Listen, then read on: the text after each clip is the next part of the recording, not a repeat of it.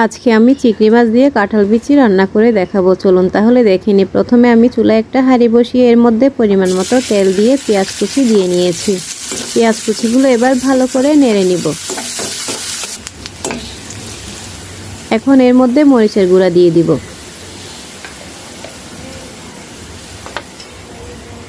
ধনে গুঁড়া দিয়ে দিব, হলুদ গুঁড়া দিয়ে দিব, স্বাদ মতো লবণ দিয়ে সামান্য পানি দিয়ে কষিয়ে নিব।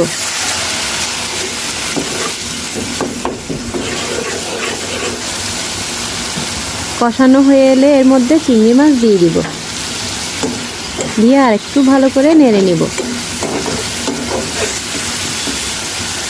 এখন কেটে রাখা আমড়াগুলো দিয়ে দিব, দিয়ে ভালো করে নেড়ে নিব। নেড়ে ঢেকে রান্না করে নিব।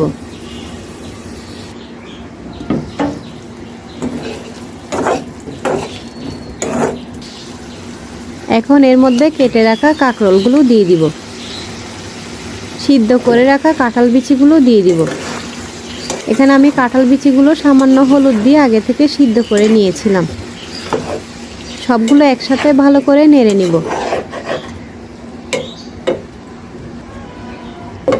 ঢেকে রান্না করে নিব। আর একটু নেড়ে দিব।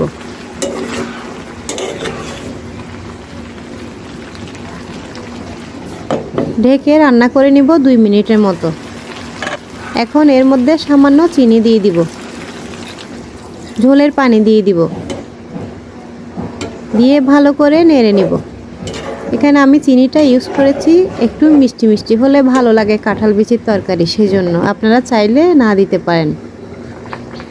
ঢেকে রান্না করে নিব। এখন এর মধ্যে ধনেপাতা কুচি দিয়ে দিব, ঢেকে রান্না করে নিব।